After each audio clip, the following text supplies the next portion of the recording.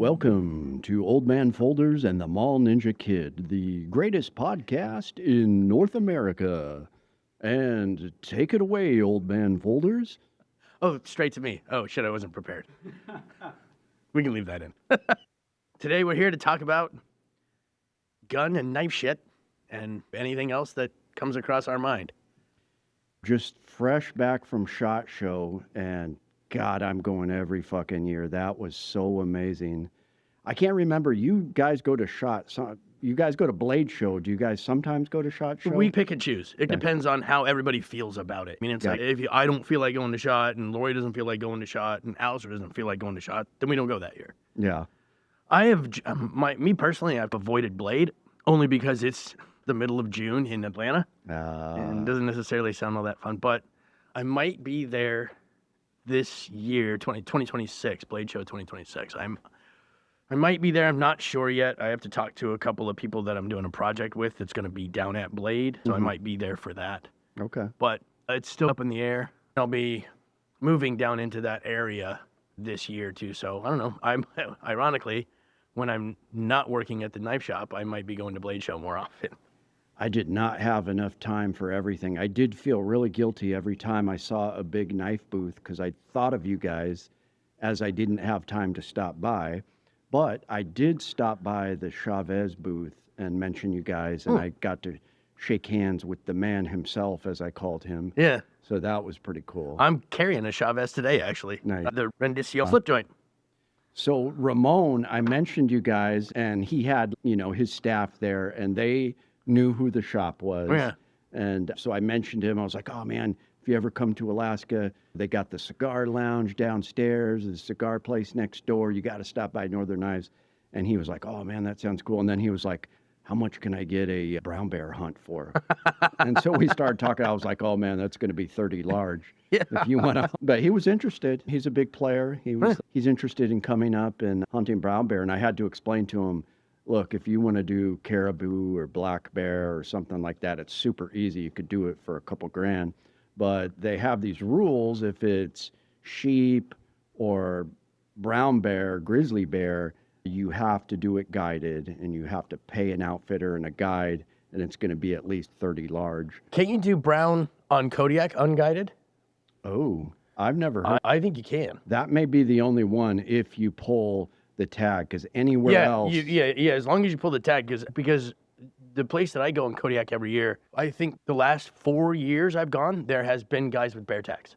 Wow. And unguided hunt. So it's lodge, landing craft transportation, and then unguided hunt after that. Really? And they were out of state? You know what? Don't hold me to that. Okay, yeah, I think if you're... Maybe that's why I'm not... Yeah, non-resident, there's no way of getting around it. It's got to be guided, and it's anywhere from 30 to 40 to 50 grand for the hunt. And the thing about it is there's no guarantee. If you get shit weather during your 10 days, you're screwed. All the times I've gone hunting with guys even the guys with the bear tag are going unguided. Like I've only seen one group be successful out of 4 years. Yeah.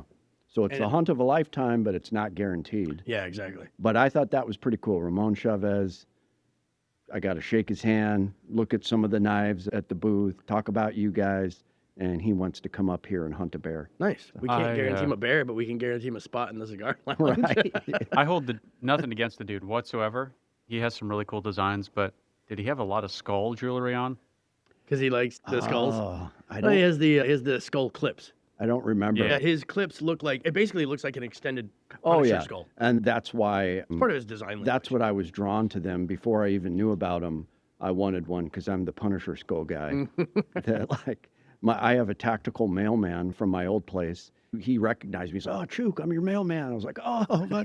And so he gave me a stencil, and I still have it to this day. And once in a while, I'll get like a SOCOM 16 M1, and I'll just like spray paint stencil a Punisher skull on the stock. We have a vinyl plotter. We can just make you stickers. Oh, nice. I don't know speaking of being recognized. So when I told the story about how I was leaving here one night, and my Uber driver was like, oh, did you get some new cigars? Like, no, I work here. I'm leaving. He goes, do you know Chook? And he's the guy with the 10 mil Vector that blew up on him. Oh, and so he sent it back to Vector, had it rebuilt. Vector sent it back to him, kept his binary trigger, by the way. But anyway, he came in. Yeah. And I told him, because I don't really like it. I want to get the rifle. And I said, okay, I'm interested in the pistol. Come in. We work out a deal. We work out some kind of trade. I'll get you a deal. And I was like, I'll give you credit towards the rifle, because the rifles are always a bit more money. Yeah. And so I thought, cool, I'll get a smoking deal on this Vector pistol, and I'll get I'll get the rifle at wholesale. He's happy. I'm happy. He's got the folding stock, the arm brake. Like, he's got $600 into this Vector pistol. Yeah. So when he comes in to trade it in, it's worth more than the rifle you want. So instead of getting this really good deal on this Vector 10mm pistol that I thought I was getting, I was like, now it cost me more than if I'd have just bought the rifle. Man. But screw it. I'm still happy. Yeah, it was so amazing. It shot. The highlights for me, range day was fun. I got to shoot the Gen 6 Glocks, which I didn't think I liked, because I was at the point where, oh, my Shadow Systems and Zev are better than Gen 5. But then I shot the Gen 6, and they've just got so many features now that I'm really interested in a Gen 6. I was surprised how many changes they made for the Gen 6. It's like the biggest update from gen to gen. I think it's the biggest update I've ever seen out of Glock. Finally, an undercut. Yeah. Yeah. And they put the little baby beaver tail out the back now. Yeah. So I think, I wonder if they're trying to like get rid of slide bite. Yeah, I think so. And then the other thing was all the new 2011 companies, and I saw a lot of 10mm that I liked, like double stack, 1911, whatever, if you want to call them 2011, chambered in 10mm. There was the Romulus, the new Witness. Oh. The guy threw me off because I did a big video on it, and he was like, it's now a double stack. And people like commented, the original Witness would double stack too, don't you? And I do. But why he said that is because instead of a CZ75 clone, they're now doing like a 2011 double stack pistol in the Witness line, but it's got a comp on it, and it's just amazing. So I'm probably going to get one of those. The Romulus was really cool. Does it buy you dinner? Yeah, you said it's the bee's knees. Does it take you out, buy you dinner if you drink? It does. And then the other thing that is on my list, and I know we talked about that just chatting, is the Nighthawk Customs. They got a little 3-inch revolver chambered in 10mm. And a bigger one. They also came out with the 44 Magnum. But yeah, I still got to release the full video. It's super welcoming. The guy did a full 6-minute interview with me on Nighthawk Customs, explained how it's one gunsmith, one gun. They start from scratch, machine everything. It's not CNC, it's just machined, hand fit. And whatever 1911s they offer in 45, they can chamber in 10mm custom for you. Because that Commander, that Nighthawk Commander, man, that was a good looking. That new one. And what I want is, it's been out for a while, but they're Sandhawk. They got this flat dark earth. I think it's a double stack 1911, might be single stack, but it's got a comp on it, like integral comp or whatever. And it's in 45, 9, whatever. But since they do it in 45, he said, yeah, we can make this for you. In 10, it's going to be about 6 large. So I was like, sorry, I'm pretending like I'm a mafia guy here. Yeah, it's going to cost you 6 large. But yeah, $6,000. That's a real nice gun stand you have there. It'd be a shame if something were to happen. Yeah. You can call it stacks if you want to sound like the kids. Yeah. It cost me 6 stacks. I thought I was fancy with that Razorback I have, the Dan Wesson, but now I've got my eyes on, oh man, a Nighthawk 10mm, that would just be amazing. Yeah. So Guy, our sheath maker, he has it, and it's a damn nice pistol. He doesn't shoot it very often because it's expensive, but he's got some of the nicest guns I've seen. But yeah, and I hate to say it because I've always talked shit about Turkish guns. There's a lot of affordable stuff coming out of Turkey. And we had to just ignore most of them because you work with one of them, then there's 37 more just like it. So we already talked to that guy. We're going to ignore these 37. What's different about yours? They're coming out with some cool shit. Though. Really? They're making 1911s. They're making Benelli M4 clones. They're putting comps on their 1911s. Those little shotguns they make are pretty cool. Oh, they're making bullpup shotguns. They're making, and it's affordable. So it's really hard to resist. And I can no longer hate on them. because maybe they're not the quality of a lot of the stuff here, but that they're putting out some cool, fun stuff. Not a lot of shit. A lot of stuff that is good now started out and not so great. Yeah. I mean, it's not all that different from Rock Island a few years ago, because they were like, oh, they're shit. They failed. No, they work fine. The fit and finish is a little lackluster. I still prefer a 1911 made in the Philippines than I do Turkey. Yeah. But man, and we even made friends with one guy that's working with some Turkish stuff, and I really like some of the stuff I was seeing. But there was a shit ton of it, so I had to ignore a lot of it because I was already talking to some guys. But that was pretty cool. And then just some of the new stuff. I'm going to put out a Zev and a Shadow Systems video, the stuff they were coming out with. And then just how nice the people were. Like some of the big firearm brands were dicks, but I was surprised how cool Glock was. Oh, yeah. Like they came out, oh, yeah, we'll schedule an interview with you. What about H&K? They were cool. The Troy guys were really nice last time I was down there. I remember the Troy guys being Ruger really cool. was one of the best. Those guys were super nice. And I got just an awesome video with them showing some of their new, and the stuff they're putting out is pretty sweet too. Now, especially now that they're took over Marlin. Yeah. So that was awesome. It's even no matter the manufacturer, it's like buying the first iteration of anything is almost, it can be a gamble. I had a Gen 1 SIG 1911. Yeah. And I've never had a gun more picky about ammo. Yeah. That thing would jam up on me constantly, to the point where I only had it for probably a year and ended up getting rid of it. I don't mind that as long as I pick one ammo. Like I got to borrow my friend's Springfield TRP operator in 10 millimeter, and it only liked one certain kind. It wouldn't do the heavy stuff, but it liked extreme penetrator. But that thing was sweet. I would carry one of those. Yeah. And as long as you knew what it shot, I think it's okay. See, that's the thing, is that's even the reason I kept it for so long, is I could not figure out what that thing would shoot. Yeah. And it seemed hit and miss. And I'm not cheating out on mags. It was Wilson who made them for SIG Gen 1, as far as I know.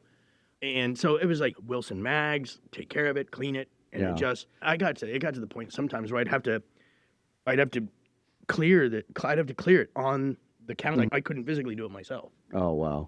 That's bad. Yeah, it was cool though. You guys would have liked it. One night it wasn't the Circle Bar, but we went up to the rooftop bar party at night. As long as you showed your badge, everybody got a cigar. So we're all smoking cigars up there. Perfect. And speaking of knife fights, like we barely missed the stabbing. Oh yeah. We had the most fun was The stabbing. Yeah, we went to the Circle Bar like every night. I only did it one night, but it was cool. Everybody was drunk. There was like a famous giant like cop there that was the size of a Sasquatch. He's like a famous Las Vegas cop, but he was like 7 foot tall, and he was just walking around. He was like, hey. There was like I was hanging out with an ATF guy, and like my friends were drunk, and they're like, oh, this guy's in the ATF, and he'd be like, I'm retired. I'm not. And look, I don't care. You want an FRT trigger? I don't give a fuck. I'm not in the ATF anymore. And they're like, oh yeah, but it was A lot of those old ATF guys just wanted to be door kickers. Yeah. They wanted to go after the bad people. Shoot dogs and all of that. But he was cool. And then I got pictures with James Reeves, and it was pretty cool. But there was a stabbing. It was probably over hookers because we would watch them. We'd be like, oh, look. No, it was over real money. Blow.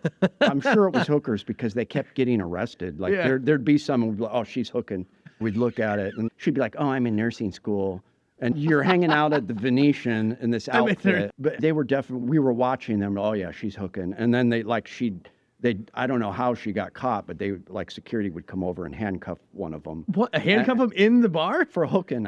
In the bar. And then they would be like, walk down. We'd be like, see, she was hooking. But they're doing a perp walk with her. Vegas honestly seems like the last place they'd arrest someone for that. You know what? On the street? No, you got to be out there with the flyers. You got to flip the flyers. Yeah, I don't know. It was weird, but it was funny because one guy, he's pretty big in the tactical military community. And we hung out a little bit, and these bros and vet bros, I just can't stand him anymore because they knew he was like a tactical famous guy, so everybody, all the famous guys, and they were rushing to him, and they're like, oh, what are you doing later tonight? Fuck yeah. And he was like, dude, they're just doing blow and getting hookers and partying in their fucking helmets with night vision. I fucking hate them. Don't forget their door knocker masks. Yeah. And I was like, I'm with you, man. I just want to go home. I just want to like, see some hang out. cool shit. Yeah. Let's go to the Dillon Precision booth. But we hung out. Dillon Arrow. Dillon Arrow. You got to take a picture in front of the minigun. You know what I mean? It's like a must. I was with New York Prepper, and we were hanging out with Mud and Munitions, and that guy was so funny because he's from Yonkers. I got a question about New York Prepper. Yeah. What the fuck does he actually look like? He looks like a giant, like 6'7" power lifter. Because like we came up to the Ruger booth, and he there has my voice. He's been And chiming it's in. really weird to figure out what it is. And I'm like, New York Prepper, what are, because he's got, like 2 million subscribers. Yeah, he's been a. He in his prime, he was like deadlifting 700 pounds, and my buddy was like, "Oh, he's juicing," and I was like, "No, he hates juicing. He wasn't juicing." But like I wouldn't blame him. We walked up to the Mossberg booth, and there was this huge guy at They're the like Mossberg toy booth. guns in his hands. Yeah, and that guy was just like, "Oh shit, you guys brought the power." When they saw New York Prepper, and he was like, "Oh yeah." But they Don't fuck with me. Mossberg He'll tear was your arms cool off. too. Mossberg, they gave us full interviews. They were so nice. But yeah, I was hanging out with New York Prepper, and then Mud and Munitions is this fucking guy from Yonkers, and so he's got this New York accent, and we made like still got to put him up. We made all these videos where he's like, "Hey guys, when you're hanging out in Hell's Kitchen, you got to have an automatic fucking grenade launcher," and he'd hold it up, and we would just be laughing so hard. But we were hanging out with him, and he's like a social butterfly. He was like introducing us to famous guys, and he was just like bouncing all around the bar. You're saying he's a Roomba on crack. He was super fun. And because me and NY Prepper were just quiet, but then he would introduce us to everybody. But we stayed out till like almost 2, and I wish we would have hung out because we'll throw the picture up. Some guy got stabbed right in the Circle Bar the night we were there, like 5 minutes after we left. And I don't know what happened. I'm sure it was over hooking, but they, like some like tactical brand was there, and they're like, "Whoa, we instantly pulled out our fucking," what are those wrap things? The Tourniquets? Yeah, we instantly pulled out our trademark tourniquet. And there's a They used picture it for of marketing? Our fucking blowout kit. Yeah. I got my bug out bag with me here at the Circle Bar. They were cool about it, though, because they were like, "Oh, always be prepared." And they probably saved his life. Put some quick clout on that shit. Yeah. But anyways, there's that picture of him holding his arm up. But something happened. He got stabbed in the arm. So I don't know, some seedy shit was going on. And I wish we would have made it. Yeah. We missed the chick getting arrested for hooking because she was like across the bar where we couldn't see. Yeah. And then that guy got stabbed. And She we just missed didn't that. pay the bartender. That's the problem. Yeah. Yeah. But it was super cool. One of the cool things is I got invited to the governor of Montana's reception. And my buddy was like, "Oh, yeah, there's free food up here, man. Come upstairs." Oh, he was having it there in Vegas. Yeah. He wasn't like fly out to Montana and Yeah, he was the only, he's one of 2 politicians that had enough balls to actually go to SHOT Show and hang out with people. Yeah. So they had a reception for him. It is Montana. Yeah, it is Right. Montana. When you think of Montana, what do you think of? Cowboys, revolvers, Yeah. horses, gambling. But it was cool because my buddy snuck me in there, and one like fish and game cop and one like official were like, "Oh, it's Chook, give this guy a hat." They gave me a Montana hat, and then they both had stories about, and we got to hear your brown bear story, but your friend's story, but they both had stories. Like one guy had a story of a sow that was like swatting at his rifle and fucking with him. And then the other guy was like, "Oh, I got to take out a brown bear with a 45-70, dude." You're right about the 45-70. It worked great. There was a trouble bear, and he just came in and just shot it. But it was pretty cool. They're like, "Chook, what are you doing here?" And I was like, my buddy snuck me in. He was from Wyoming. I don't even know how he got in there. But yeah, there was like fancy cheeses and shit. They were just, That's what the dude got stabbed over. They're arguing over Wyoming versus Montana. like you could walk around every day, all day, and you would never have time. Somebody actually did the math, and they're like, if you went to every booth in the Caesars Emporium and the Venetian, all floors, you would have about like maybe 2 minutes at each one. Per booth. Yeah. And then you could hit every one. Yeah, you have to get the map and you're going to have to lay out what you're going to do. And that's the thing, too, is like everybody hanging out so late. And you're like, yeah, but I don't want to hang out so late because I want to be there when it opens because I got shit to do. There's cool stuff with AKs. Zastava is my favorite. And we got to meet like the main guy at Zastava. He was so nice. He gave a shout out to my buddy out. Did he? Yeah. So I told him about my Serbian friend. He's, "Hello to Alex. Hello to Serbia." Can you pronounce the town it's in? That's the thing I'm struggling with. I can't. Kragujevak. But they had cool shit. Arsenal had cool shit. Sentry had some cool shit Really? they're pulling out. Weren't they the ones that were first doing the AK conversions? Remember like the Wasr-M AKs with the rattly? Sentry was the first one doing the retrofits. And speaking of Russians, every year my buddy says, because we got this one Russian friend that he's behind the scenes, he does all this marketing and he helps us out a lot. But every year he brings more Russians. And then he has 3 cell phones. So my buddy was joking, dude, he's Russian intelligence. Why would you have 3 cell phones? I was like, yeah, you're either cheating on your wife or you're like some kind of Russian spy. Maybe you're that big of an influencer that you need. I don't know. It was weird. Having 2 isn't weird for someone who's famous. You know what I mean? 3 Having cell 2's not phones weird. was 3's a little suspect. Yeah, that's a little much. And then so we were talking about that, and then because every night we go to these dinners, we went to this sushi dinner that the Russian guy liked, and it was like all you could eat sushi for an hour and a half, and they kept bringing these little dishes. Oh, is that? And they're like, that's not in Caesars. That's in. It was off the strip. It was like his favorite place. Oh, okay. Yeah. But he started bugging him, and we know you're Russian intelligence. Why would you have 3 cell phones? And I'm like, dude, Shut the Yeah, fuck why are up. you- What is wrong why- with now he If knows. that's true, Yeah. why are you poking that dude? Why would you say that? I'm Yeah. not saying Vegas is possibly one of the most American places you can go to, but it might be a bad idea to scream commie. And then Yeah, but it almost might be a bad idea to a guy who's legitimately in the shit to call him out in public while you're drunk. yeah, and he kept doing it. I'd be like, why? No, it why would you makes do it that? deniable in Yeah. perpetuity. And then they had a friend that was like obviously on steroids. He was just one muscle in his neck was like more meat than I had on my whole body. He was like, Could he And do it's the Cobra Flex where it's just like, and he was all like, veined he up. was like, dude, I only take test. I don't juice. And then like when he would turn his head, everybody would be like, oh, I know for a fact he takes anabolic steroids.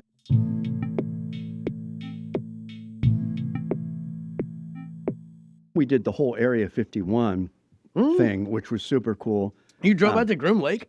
We drove out to Groom Lake, so did we you went do to. the Naruto run?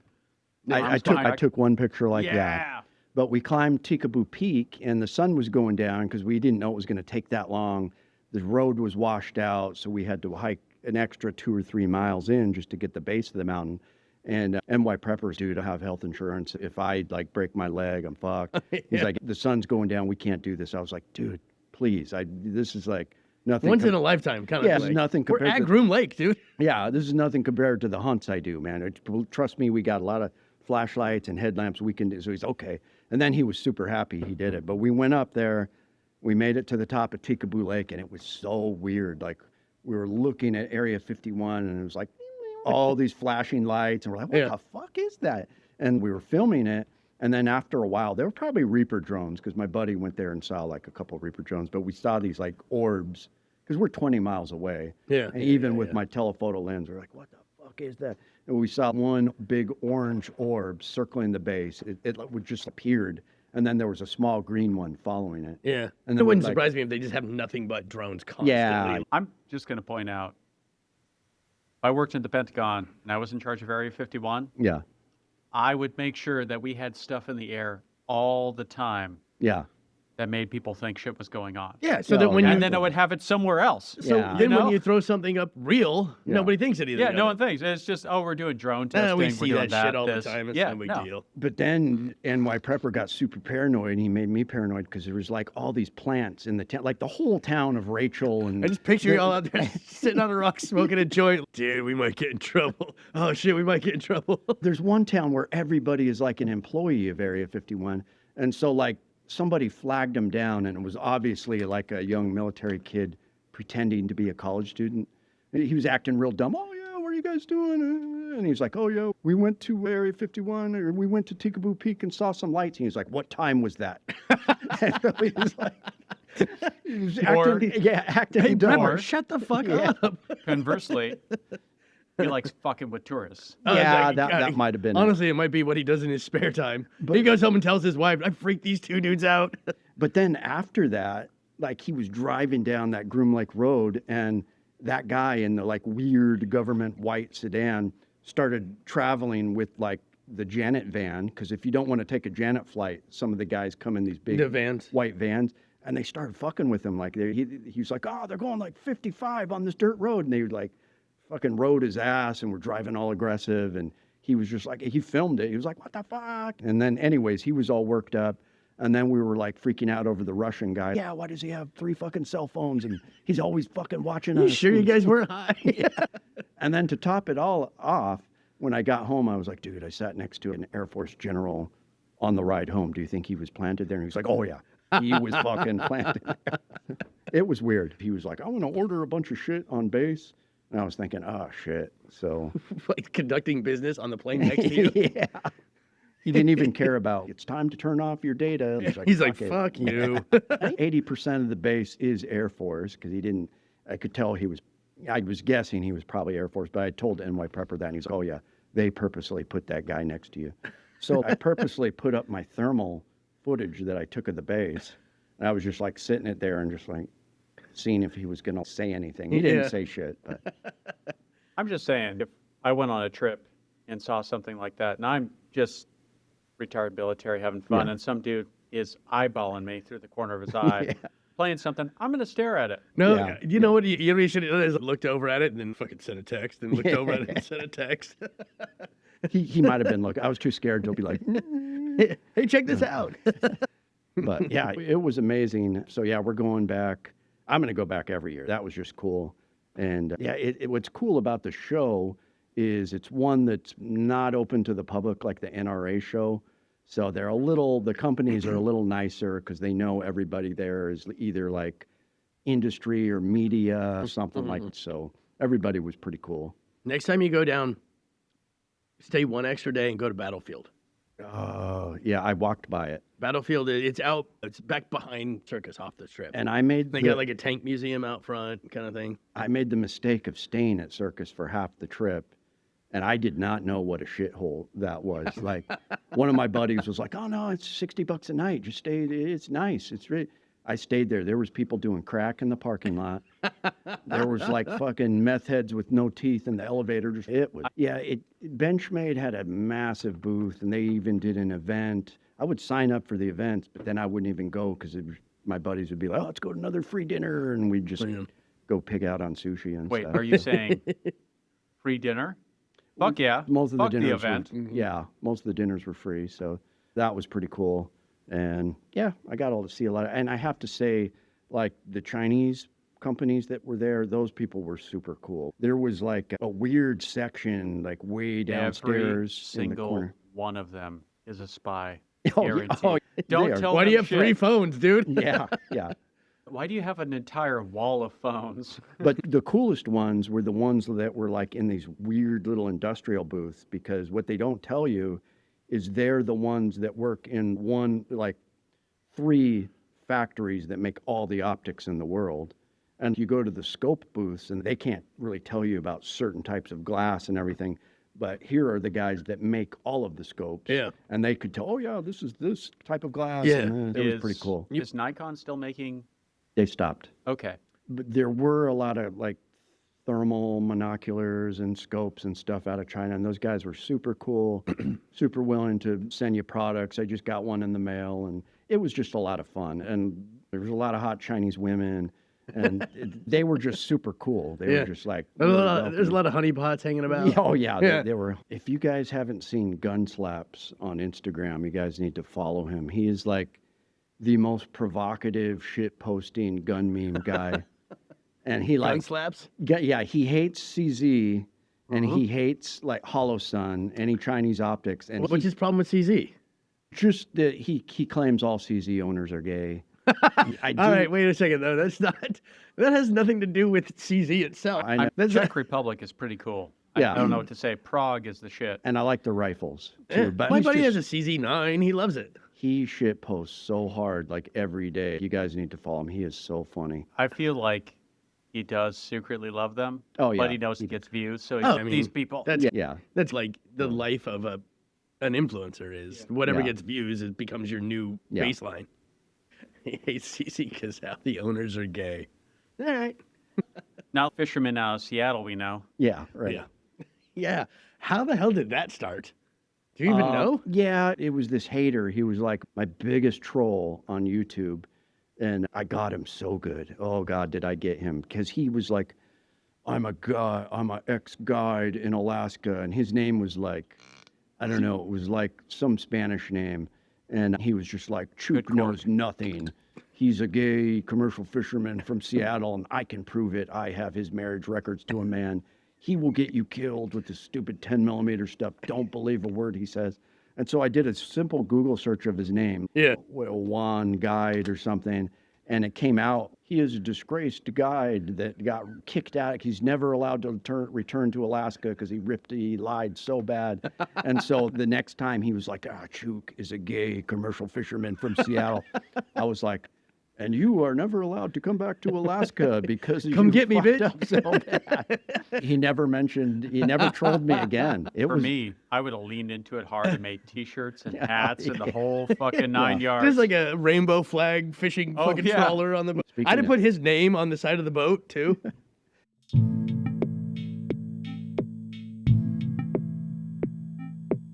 Magic Prepper told me some shit, and this was pretty cool. Magic Prepper is a pretty big channel. I got to hang out with him a lot at SHOT, but I know why they call him Magic Prepper. It was so weird. He shoots 5 targets and then pulls a random hanky out of the end of the barrel. Almost. We'd be sitting at Circle Bar somewhere, and he would just appear, and we'd be like, oh, fuck. it's Magic Prepper. Where'd you come from? And he'd talk to us for a while, and then we'd turn, and he'd be fucking and he's gone. Yeah, and then he'd do the same thing. It's a good skill set. It is, yeah. He'd do the same thing on the floor. We'd just be like walking, oh, fuck, it's Magic Prepper. And we'd talk to him, and he'd be super cool and chill. And he gave me like a little tool, AR tool he designed. And then we turn around, he'd be fucking gone.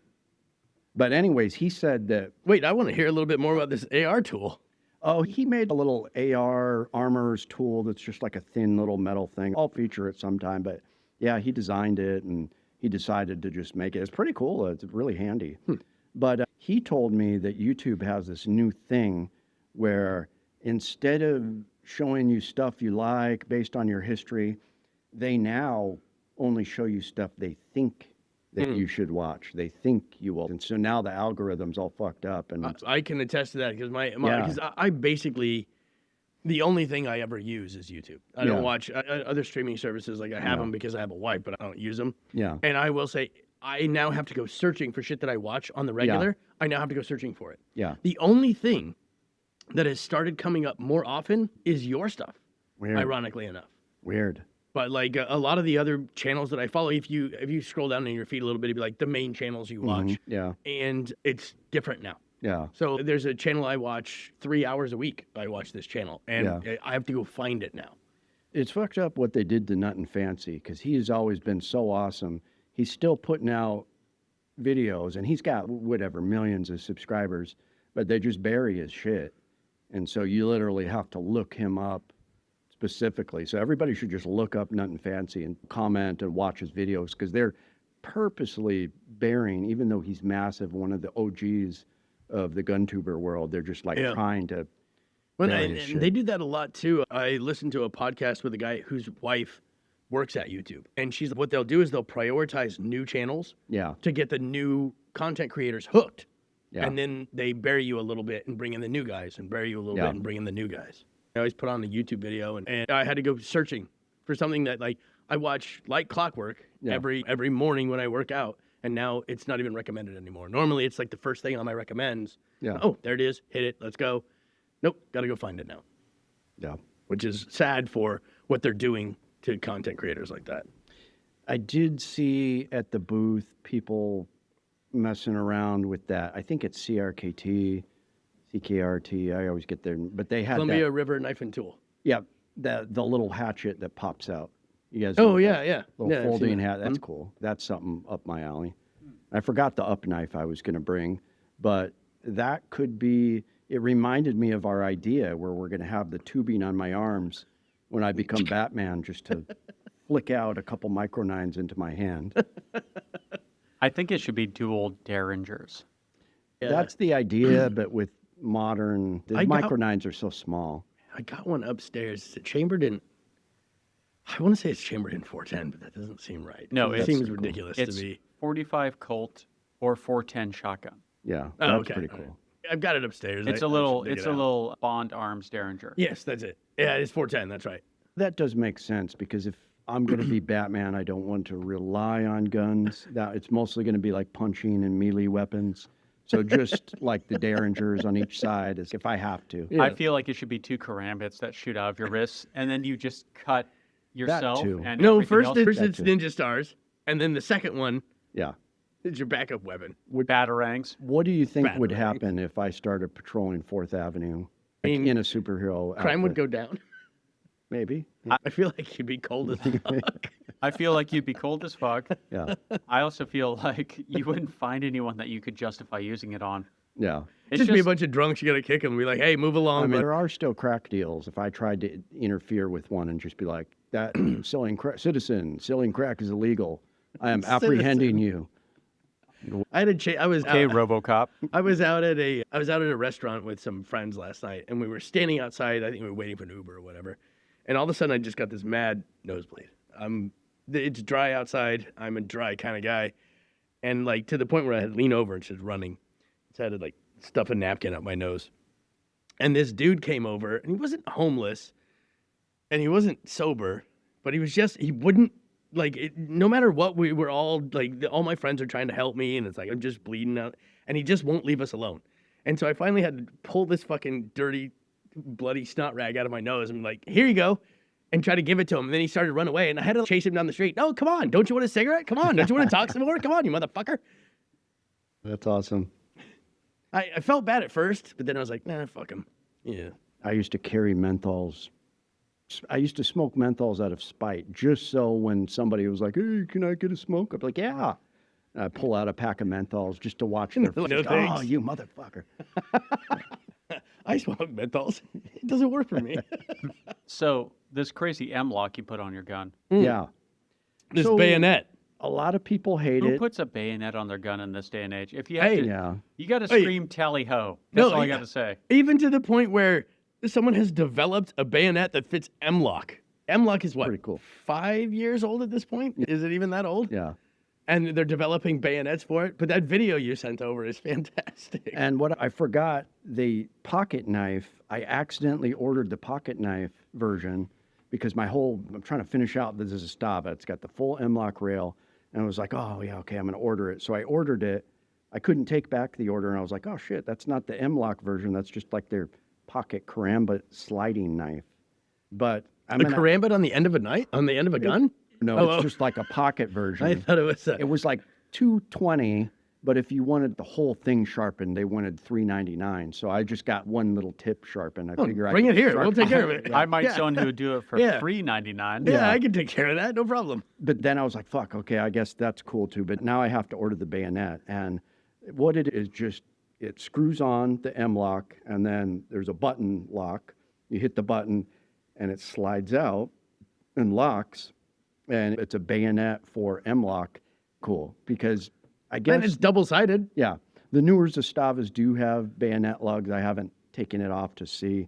But just because I have that full rail on there, I just thought it would be a cool addition. Some people hate it. I've already posted some videos on it. But a lot of people think it's pretty fun. Hey, man, engagement's engagement. So M-lock, can it go in a Glock? No, M-lock is developed by Magpul. You, So it's not gonna. It doesn't connect. It doesn't connect like a typical Picatinny does. that's a good idea, though, because you could have a Picatinny mount to M-lock, and you could put it on a Glock. So you're saying you could put it on the end of an 18-inch barrel Yes. slam-action shotgun? Yes. Or on a Glock, which is You should. So you're gonna put Yeah. this. You're gonna put this 18-inch bayonet on the end of your Glock pistol. So there's a guy in Fairbanks that really likes it. 'cause- Someone makes a fleshlight attachment for a stock. Jesus I'm Christ. sure that we can make this happen on the Glock. There's a guy in Fairbanks that's obsessed with AKs, and he'll do those beer can covers on top of your AKs. But he does these cool accessories. It's called Bad Element Labs, and he used to have a huge channel, and they deleted it because Instagram didn't like him. He had a big Instagram account, but now he's getting up there again, and Brandon Herrera follows him Oh, nice. because he makes these like window cut bakelite mags. But the coolest thing he makes, and I ordered one, he makes an HK slapper fore end for a 9mm AK.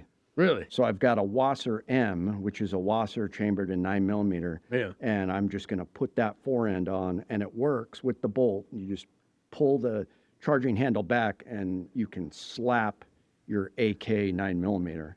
So I'm super excited about that. He's got a bunch of cool videos of just slapping and shooting. And I saw this video the other day. It was two guys, they're standing and shooting, and it's a speed reload, right? And they both got ARs. And so same thing, like, okay, go and load. And then one guy goes, pulls the charging handle on the AR, and the guy next to him, as he seats the mag, he reaches under to cock it like an AR. Yeah. And the guy next to him notices, and then just turns and points the rifle at I him. saw that one, yeah. How can you tell if he's a spy? Yeah, exactly, yeah. That was awesome.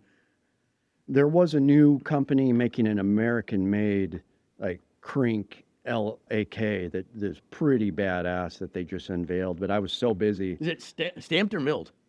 Do you remember? I don't remember. I didn't make it to the booth. My buddies wanted me to make it. I want. Speaking of 308, I got to do it. My next purchase after shooting it is the new HK A4 308 because they redid it and it's now got gas settings, slap a suppressor on it. Yeah. It's lightweight. It's better than the Scar because it's lighter.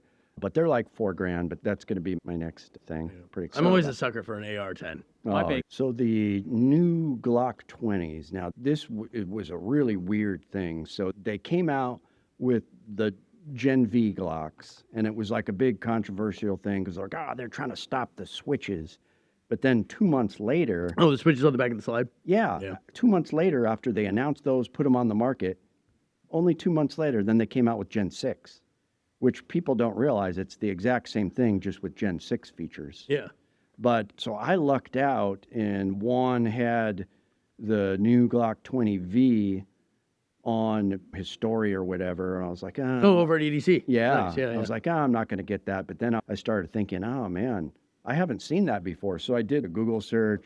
I searched on YouTube. I was like, holy shit, nobody has put anything out. This must have just come out today. Your video is the first I've seen on it. Yeah, it's the only one as of now. So I went and got it, and I have to say I'm pretty impressed with it. All it is a Gen 5 Glock 20, I think. I've heard that they did the triggers a little bit different, but it's a solid shooter. I've shot like 200 grain hard cast out of it, a few hundred rounds. I got to do a lot of more testing on it, definitely, but had the MOS, and one of what people are guessing is that since the new 10mm Gen 6 aren't out, that the Vs are going to be sold in the next 8 months to a year as the latest 10mm offering, and then Gen 6 is coming out. Or some people think they're going to keep them around and it'll be like a discounted Gen 6 that you can buy compared to the Gen 6. Because it's almost like a mid variation, like it's a Gen 5.5 or something. Maybe, yeah, that's what some people are saying. But I'm pretty happy with it. I think the only Gen 6 I've held was a prototype 19. Okay, was the only one I've ever. I got to shoot the. But that was like a couple of days. I think it was 4 or 5 days before they actually unveiled it. I was really impressed. I shot pretty good, and usually I shoot Glocks lousy. And I shot a 19 Gen 6 and like a 17 Gen 6. Right now, all they have is like a 19, a 17, and a 45, I think. Yeah. So they're going to probably Doesn't slowly, surprise me at all. roll the other ones out. But yeah, no, it was a blast. But yeah, it's just a mystery over the 10mm. Glock 20 has always been one of my main talking points. And you mentioned in one of your 10 mil videos, like how many people were so opposed to 10 mil, especially the 2011 guys. Oh yeah, they were not interested in 10 mil at all. Some of the big brands, Atlas, I would. Excuse you. Are you guys gonna put out something and tell me why? They're like, no, that will never happen. They're purists. Yeah, gatekeepers. Yeah, total gatekeepers. Yeah. But the other, like even Kodiak, which I think is cool, they're like, because there's a big rumor, Kodak's coming out with a 10mm. And so I asked them, I was like, you guys, I heard the rumor, is a 10mm out? They're like, not this show, but there will be one coming out at a later show. This year? They didn't say, they didn't but specify. it sounded soon. Like basically, it's in the works. Yeah. We're making prototypes. Yeah. We're figuring it out. Kodiak was a brand I was skeptical of for quite a while, but I've come around on Kodiak. That's another gun slaps meme. The Kodiak trigger, bro. but they shoot really well. I had the whatever the Sand Viper version of Terrans, and that thing did not jam on me. It was a little tack driver. Yeah. Nice. The only bad reviews I've ever heard about a Canic is online noise. Yeah. I don't know anybody that personally owns a Canic that has problems with it. Oh, they love or them. dislikes it. Are they Canadian for some No, they're reason? Turkish. Yeah, I was like Canuck. Right. No, that's why I brought it up earlier, is because he was talking about Canadian. Anyway. Yeah, what's cool about Canic is they actually just mass released all the features that people wanted, like Gucci Glock, the undercut, the slide serrations, everything. Canic just put it all into all of their pistols, and people are just happy with them. And I wish more companies would do that. I realized I said Canadian earlier. I meant Turkish. But you said Gucci Glock. I feel personally attacked by the term Gucci Glock because I own Gucci Glock. I had some when they were they were super cool back in like 2017, 18, 19 was like the heyday of Gucci Glocks. And I had a couple, and they were fun. So my 30S was my first foray into Gucci Glock, but I didn't do it on purpose. I had a buddy that owed me a favor, and he was sending a slide down to Fire for Effect, down in lower 48. And so he owed me a favor, and so I sent down my slide. They did some work. They did some dragon scales. They did some different serrations. Got it back. Okay, cool. And then I had another buddy who owed me a favor, and he did the frame modification. He did all the frame modifications. Then I had another buddy who did Cerakote at the time. I didn't do it. And he owed me a favor. And so I got it done. And so I ended up with this Glock 30S, fully Gucci Glock. Nice. And then I ended up picking up a 19 through a trade. I wasn't searching it out. I just ended up with it. Yeah. And then I needed to practice with doing modifications on the laser. And so, okay, so I'm not going to practice I'll just practice on my own shit. Yeah. And so I made myself another one just because I needed stippling, reliefs, sight holes, speed hole, it's full. It's adding lightness. Yeah, it's full. It's 3 windows down each side. It's a window on the top. It's serrations. And this is the one shit. We're going to shoot behind a concrete wall with the string, right? And yes, pull the because I don't trust it. Because I practiced on it, and there's holes in it where there should not be holes in it. Okay.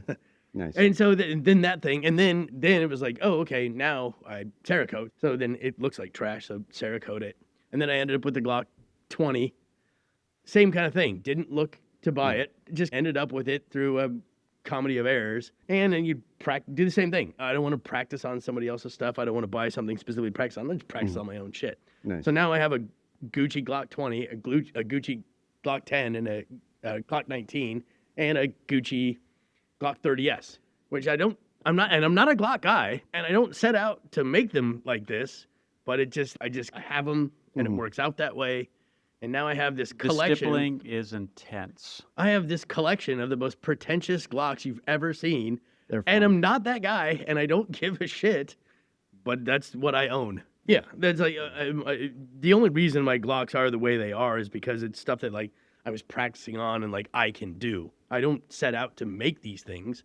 I think like even my 30S, like Fire for Effect, I think it was $500. It was more than the price of the 30S to get the modification done to the slide. Right. And then the frame modification and then the Cerakoting. It's probably if I'd have paid for it, there's probably $1,800 in this thing.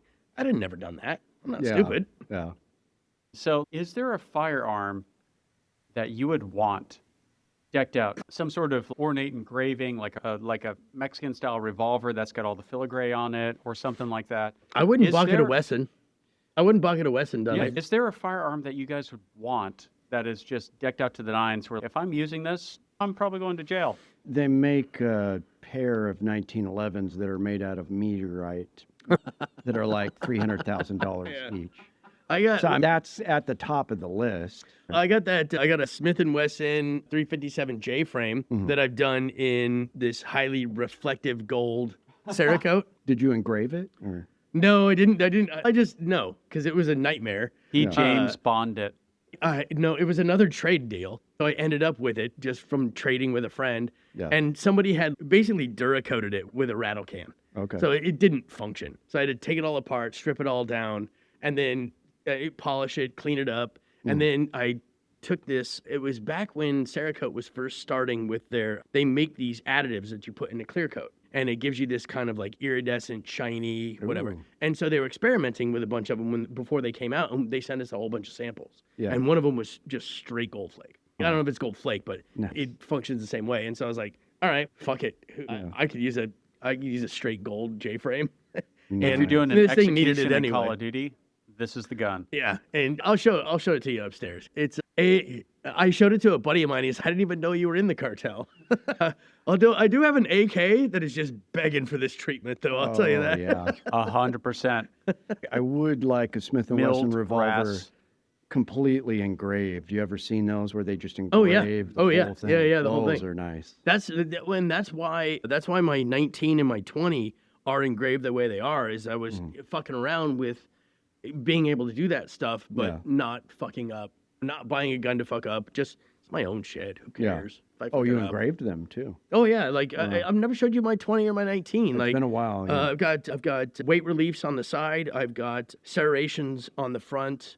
I've got a weight relief on the top and a window on the top, and then dragon scales back behind the ejector. Like it's When supposed he to be, said Gucci, he meant Gucci. but I'm not kidding. They look fucking ridiculous. I'm fully aware awesome. of that. I love it. What else? Like the gold AK, that has to be at the top of the list too. Oh, you know what? I have an AK-22. Have you ever seen an AK-22? No. It's so dumb. From the outside. Oh, that's cool. No, from the outside with the mag and everything, you Yeah. can't tell.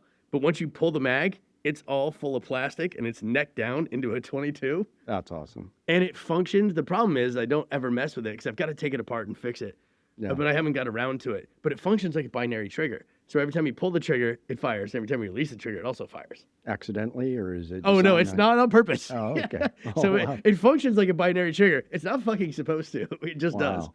That's awesome. But it's all wood furniture. It's clean and good. Yeah. It's a nice looking, like a very nice wood furniture. It's well taken care of. Everything. It just there's something wrong with the trigger group. So I've got to take it apart and fuck with it. I just Yeah. haven't had time. Nice. Yeah, what's cool about that Wasr I have chambered in 9mm that I'm going to have the HK Slappy forend is it takes Glock mags. So you could Really? take a 30-stick Glock mag. You got a or washer that takes Glock mags. It's a pretty cool, yeah. It's called the Wasr-M. It came out a couple years ago, but Oh shit. man, it's been really actually got the 3-lug adapter. I throw a suppressor on it. It's I pretty like it's we're pretty at sweet. the point in the gun world with personal consumers and everything else that there's standards. Yeah. And You everything's can on have the table. you can have an AK-47 standard, you can have an Yeah. AR-15 standard, or you Yeah. can have a Glock standard. Everything else is trash Yeah, we're getting and we're, boutique. Yeah. we're getting to the point of Legos. Yeah. Like you just parts swap in Yeah. and drop in and swap. I love in it. this day and age, you got a little bit of money, you can learn, you can machine your own stuff. Like it's getting to the point where anyone can make their own low production line. It was pretty cool to see all the suppressor companies coming out and all the other like regular gun companies that are starting to make suppressors. Yeah. Because with the tax stamp going away, there was just suppressors everywhere. That was pretty cool. Yeah, and I will say too, It's not less especially paperwork on your part, but it's less paperwork on their part, which Yeah. is a huge relief on their end. I will say too, like just the amount of, so since we do NFA SBR engravings, right, FFL, Yeah. and so I do a lot of them. Can you engrave this inside the magwell? Yeah. No, that defeats the fucking purpose. With a laser? Or are you doing Yeah, that? yeah. So I do it with No. the laser, A lot of people ask for but like, they always want, can yeah. You, can you hide it? No, that Yeah. defeats the fucking Well, no, purpose. no. Here's the thing: is I was telling them, yeah, I'll do whatever you want. It's not gonna be fucking legal. Like, either can you do it inside the magwell? Not only like, how do you want me to get a laser inside the magwell? Yeah. I can't shoot through the side anyway. But I just imagine malicious point is- compliance where you burn through the magwell and get just down make a through. hole. Like that, you know. But we get so many people that they want to hide it. And I'll tell them, I go, look, man, I'll do whatever you want. Yeah. Whether or not, if you ever need it inspected or for some reason you have somebody have to look at it, if it doesn't work, I did what you said. There's no Yeah. guarantees. And so that's a lot of people like, oh, can you do it inside the magwell? Yeah, I can, Yeah, but those they tickets fucking look stay at that. around for a while. I'm guessing you've done a topo map design already? Oh yeah. That's Yeah, yeah. pretty cool. I have to admit, I like Yeah, that. I did topo map design on several. In fact, I got think my favorite is Dick Maskus. Yeah, Dick Maskus is a pretty good one. We have this like general outline of a dong, and then you just fucking throw a whole bunch of them, and then you just burn it on something, and we call it Dick Mascus because it's That's just a whole awesome. bunch of dicks, but it looks like. And you full of can't steel. tell. At first, if I show it to you, you can't tell. But then if I hand it to you, you'd be like, wait a minute, these are dicks. It takes about 30 seconds. Yeah, it takes a minute to register. Dick Mascus. Yeah, Dick You Mascus. heard it here That's a good first, folks. That is awesome. But I'm always amazed at how many of these SBR NFA engravings we do on incomplete lowers or lowers that are like freshly machined. Like how many people are just doing their own work. Yeah. And it's ramped up. It used to be like I used to get full firearms in to do this all the time. That's all we got was full firearms. And now so many times I just get lowers, I just get parts. I just Almost get, 100% ARs. I almost never get a full firearm anymore, except for the MP5 guys. And the MP5 guys always want it in the same place. You know how the MP5 has the rail guards, the rail slots down the side. So every MP5 guy wants it down in the rail slot. It's going to get covered over. So when you close the stock, you can't see it. Oh, okay. That's kind of But cool. every MP5 guy wants it right there. They all want it right there. Weird. So as soon as they come in, it's let me guess, you want it in the rail side. Every once in a while, there's a little stand-up block on the rear sight, and there's a little bit of space right there. Every once in a while, somebody will have it put there, but it's Am I almost in the always- minority? Because if I brought something in, I'd want it right underneath the manufacturing marks and the serial number from the manufacturer, like just underneath, same font, right there. Yes. You Like are that sounds good. I to gotta me. be honest. If you don't want to be fucked with, just come on, just put it right there. Who gives a shit? Yeah. Why do you want to be fucked with? It's already right there. It's Yeah. just a mean- additional bit of information. It doesn't matter. Why risk it with the ATF? Like, why are you even taking this? I get it. It's almost like someone who gets like a license plate that says libertarians. Dude, you just gave the state extra money to have that put on your license plate. It's the antithetical to the whole process. Yeah. So if you're like hiding shit, if you're hiding shit from the ATF, why? Because they're requiring you to do this. So you're already bending the knee to do this. Why hide it from them? Just put it wherever, just put it somewhere easy to read Makes sense. and make them leave you the fuck alone. Just be loud and proud. Yeah. Makes sense. If you want to be libertarian, don't get a license plate that says it. Make a fake fucking license plate and see how long it takes to get caught.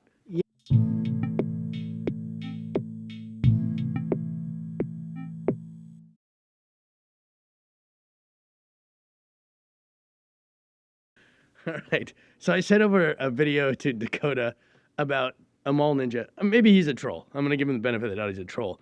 But he's got shit at the end of this little ramp. And he's rolling oranges down this ramp and then just running into these blades. And that is his sharpness cut test. Oh, God.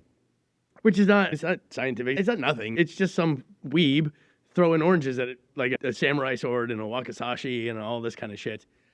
That's one of my top hates, is people doing these weird cut tests that don't mean anything and they use shit that nobody uses. Like, I don't give a shit if you have some giant Spetsnaz machete and it cuts through part of a orange that I have no idea how much it weighs or how dense it is or anything. Yeah. It's just some nerd throwing fruit at it. It's just some nerd playing Fruit Ninja in real life, which I could do without that. Yeah. My top hate with knives are those, I want to say ZT made some, but they're those weird, like angled knives that they're, oh, let's design a sci-fi looking knife that doesn't even look like a knife. And it's just got like these weird cuts and angles and they just look so freaking ugly. Are you talking about the skeletonized? 770, is that it? I think it is. I think it's the Yeah. 770. The 770. Yeah. Where it's all carbon fiber and titanium in weird Yeah. places. It's got a weird lockup. Yeah. I will say this. So I was talking to a knife manufacturer about designing some knives for them. And I sent them over, I think, 9 different folder designs, fully 3D rendered and ready to go. And they came back with, can you make it look more mechanical? And I was like, I don't know. I guess I don't know what that means, but what they want me to do is they want me to over-engineer it so Yeah. that it looks like this kind of weird mechanism that it's not, Yeah. for no reason other than it looks like a weird mechanism that it's not. And so I was like, oh, okay, all right. So I made a few changes and sent it over and was like, what do you think of this? Like, can you make it more mechanical? I was like, all right, I'm just gonna, you know what, unsubscribe. Yeah, just some of them are so ugly. They're just, we'll throw up some examples, but they're just like weird angle knives. Let's make a knife that doesn't look like a knife, and they're horrid. All the screws look like gears, or Yeah. I think ZT got into that for a while. I think they've left it, which I like. Yeah. Their new automatic is a perfect example, which we've brought up before talking about it. But Do you guys have any more of those in the shop? we have one left. We have one left, and it's a previously owned one. Like all the new ones we all sold out of, which I did want one, but I held off. I always hesitate to pick up new shit when customers want it, and I want to take something away from a customer. I do like how ZT's gone back to core on their new designs. Big chonky titanium. Yeah, it started out as Kershaw's military line. I want to see more of that because that was when they were super desirable. That was when they were hard to get. That was when people would use them in movies and TV shows, and it became a thing. I mean, I collected ZTs for a reason because they were worth money, and now it's like, I don't know. There's a couple I like for their novelty. They have it's an Arno design where it's a slip joint, but not really, so it's held in by ball bearings. I like those because they're carbon fiber and they're 20 CV and they're cool. Anzo. Is it Anzo? Okay. What did I say? Arno, like Bernard. Oh, yeah, sorry, yeah. I don't think Arno Bernard would ever work with ZT, unfortunately. No, unfortunately not. No, but he did make some titanium button locks back in the day with inlays that were pretty dope. Hopefully they'll get back to it, but I don't think they were making them with their other knives in South Africa. I think they maybe outsourced that, and then they decided that wasn't the best way for them to go. So they stopped that. Just speculation. But. Besides hating O-Light and O-Knife in general, I hate the way that they've tried to infiltrate the EDC community by, after the 10th generation, look at this EDC knife, perfect for, and they tried to copy everything about everyone's EDC styles. And it's still shit, and it's just Chinese shit. You're so that casual like, about that too. But It's we're still part shit. of the community now. We're part of the EDC folder community, and it's just. Are you really, or are you just saying that? It's so lame. So there's a huge difference between participating in the community and taking advantage of the community. Yeah. Yeah. There's a difference in setting the standard and or just coattailing. Like coattailing is so common. And I get it. It's hard to innovate in the knife world. And knives have been around. They were the first tool, aside from maybe a club or a rock. Yeah. But the first real tool was knives. So it's saying everything I'm a that rock can be purist. done. Everything that can be done has almost been done. So it's very difficult to innovate, which is why Ernest Emerson is he's so protective over that wave. You know what I mean? It's anybody. That's why Benchmade was so protective over the access lock for so long. I'm going to say, let's talk about that wave. Oh, we're getting into the Ernest Emerson story? Oh, yeah. No, we're fucking getting into this. So I talked about this on the Knife Junkie live stream in the comments before, and I was talking to other commenters, specifically like adding them, but they kept putting them up onto the live stream, and so it became a thing I had to talk about. But so I used to do, I used to put waves on any knife. Oh God, he hated that. He was not happy. So I remember the biggest one was the Hinder ZT7 560 and 561, which was the LMAX skeletonized. It was the Hinder design ZT. And we would do a lot of waves on these. And I would do them on just about anything. I got pretty good at putting waves on anything. Yeah. And then we put it on I didn't think anything of it. And then we just put it on the website. So, hey, I know how to do this. If you guys need it, I'll do it. And then Ernest Emerson calls the shop one day. Say, hey, can I talk to Mike? And I was like, yeah, this is Mike. And he's like, hey, motherfucker. I'm paraphrasing. I don't really think he called me a motherfucker. Maybe he did. But he was not happy. I'll say that. And he was like, no, you can't. He was articulate. Yeah, he was like, you can't do this. And I was like. So are we not allowed to put zip ties on our Spydercos now?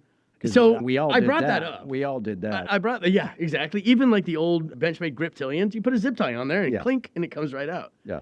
And so I told him, I go, look, man, I'm not trying to invent anything, but if someone comes to me, like, I just modify knives, and someone wants a knife modified, I'll modify it. And he's like, yeah, but this is my shit. And he made it very clear, they don't have a trademark. They have a trade dress, which is what you would get for a McDonald's packaging. Okay. Or a Coke bottle in silhouette. So if it's in silhouette and it's obviously yours, it's dress, and it never expires. And he made sure that I understood that.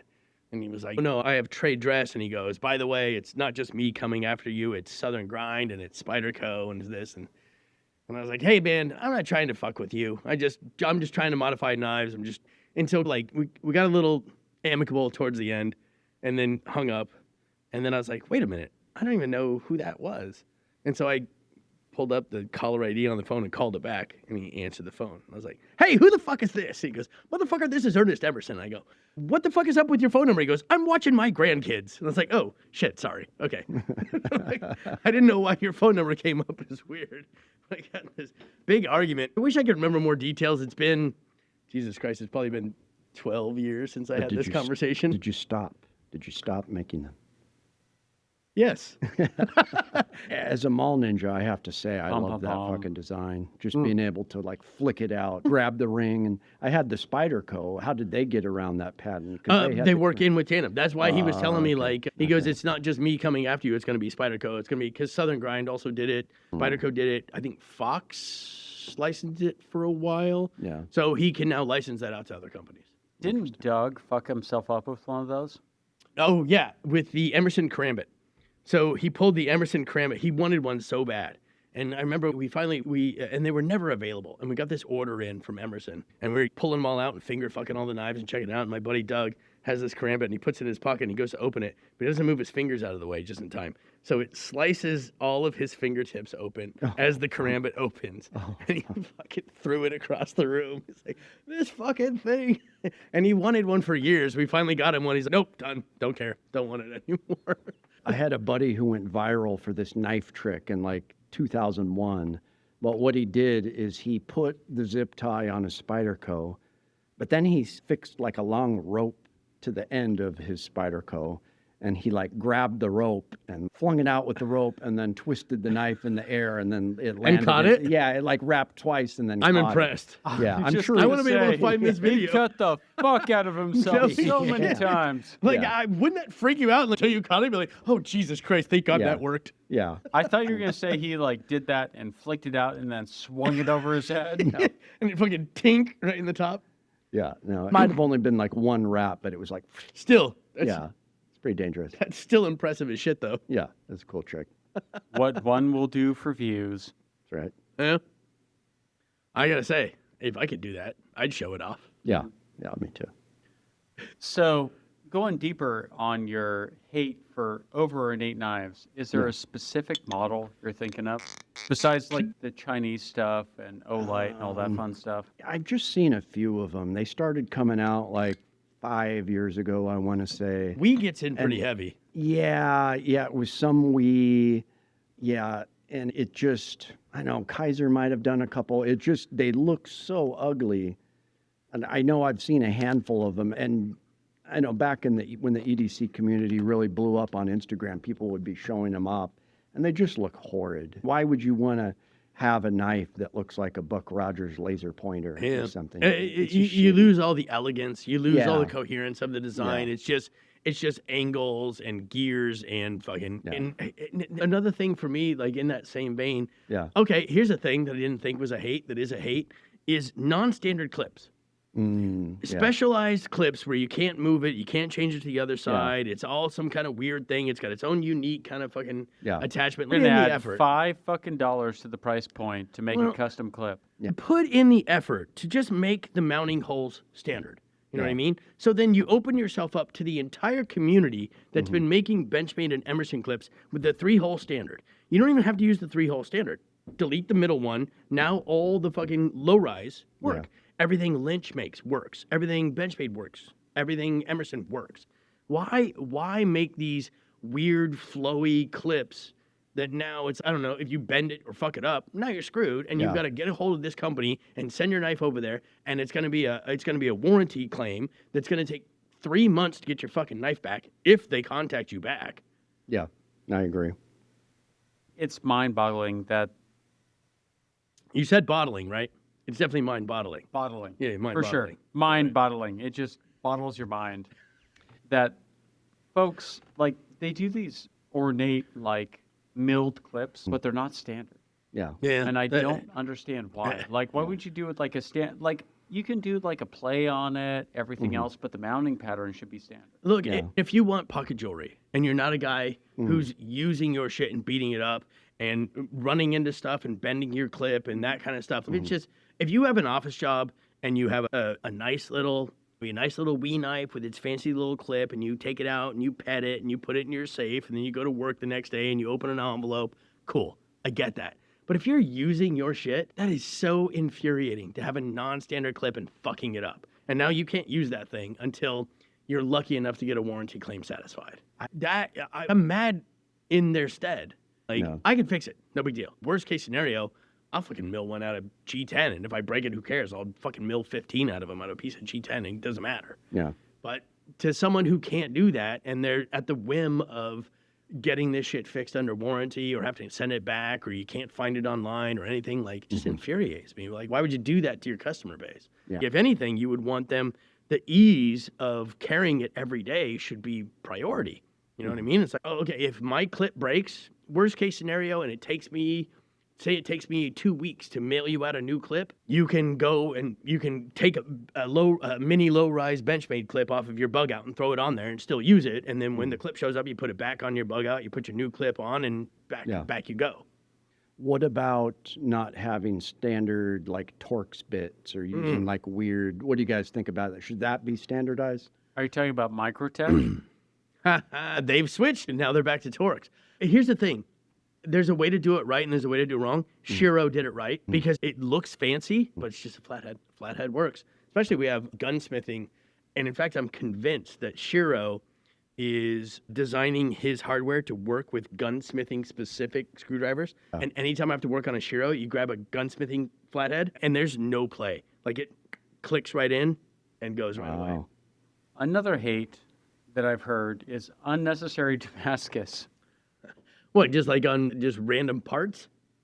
Random parts, or the blade itself, like all sorts of unnecessary Damascus. It's like a weird kind of pump and dump. We're going to pump it up with Damascus, dump it, never make this again. The thing is, it's such a selling point, though. People are so hungry for that show. It's, I don't know. I understand it's not necessary, but so much shit is not necessary. If you want to make a Damascus part, you'll lose me on certain stuff. Damascus screws, that's fucking ridiculous. Damascus clips, that's ridiculous. But Damascus bolsters, Damascus liners would be ridiculous. I'll give you that. It's almost like superfluous carbon fiber on a car. What? Why would you bother? No. My car has that. Doug, all the way. Dick Mascus. Dick Mascus. Yeah, my car has superfluous carbon fiber. There's little carbon fiber trims on the center console and the door panels and all that shit. The car doesn't need it, but... Just adding lightness. Yeah. I beg to differ. I think my car's heavy as fuck. I think my car's like 3,200 pounds. Oh, wow. And it's a coupe. So the carbon fiber in my car ain't doing shit for me. It's not adding anything to my quarter-mile time. What about counterfeit knives? That's pretty lame. You guys get a lot of that, and people try to trade shit in? I don't think so anymore, to be honest. The majority of our YouTube channel, if you look up our videos, aside from our live streams, it's all how to identify fakes. Nice. And we're really good at it. To the point where there's only one knife I can think of. No, two. There's two knives I can think of that are almost impossible to tell they're fake unless you have a real one on you. A super clone. Yeah. Like the Rolex super clones. ZT562, the carbon, it's a Hinderer design. They make a 561 to 562. The 561 has G10 scales. The 562 has carbon fiber. The carbon fiber one is almost impossible to tell. Oh, wow. The G10 one is easy to tell because Chinese G10 is, you can pick it out of a lineup from 10 feet away. It's crap. Okay. The other one is Microtech Halo 5, which wow. we have a video of shooting. Not only is the only way to tell the difference really is the serial number, because fakes don't change the serial number. So they make 300 of the serial number 14,870. So you can Google it and find it. But even if you weigh them, they both weigh 184 grams. The fake and the real both weigh 184 grams to the tick. You'd have to rock them too. You'd have to either rock them or check the serial number. And if you can't check the serial number and you can't rock it, there's no fucking way to know. They're the best fake I've ever seen in my life. And they're $150 for a legit, like for a high quality fake, about $150. Wow. Apparently you can shoot it through an apple. Yeah. I don't know how much I believe that. I want to really believe that's fake, but maybe it's a really low density apple. Maybe it's the same guy that's running those fucking oranges down that ramp. But I can't believe that. I don't know. I don't know how much experience you guys have with Halo 5s, but does anybody believe that? Am I the only one that thinks that's fake? What happens? Is it an auto that? Yeah, shoots it's a single action auto to where you have to cock it and then you hit the button and it goes out. And I sent a video over that maybe Dakota would be kind enough to edit in. Right about now. Yeah. But it's this guy shooting a Halo 5 and it goes straight through an apple, like straight through. Like fully extends, locks out, and comes through the other side of the apple. And it's not supposed to do that as a safety feature. Here's the thing. I don't think it's supposed to do that because I don't think it's fucking strong enough. Yeah, interesting. So it was like a rotted core apple or something that he gets. Yeah, and that's the thing is it doesn't look like it. It looks like a nice, delicious apple. I'm going to say Macintosh because they're grainy, shitty as fuck. Oh, no. Right. Switching over to Apple discussion now. Thank you for tuning in to Apple Talk. That's my favorite show on NPR is Apple Talk. Nice. This one is delicious, crunch, crunch. This one is mild, crunch, crunch.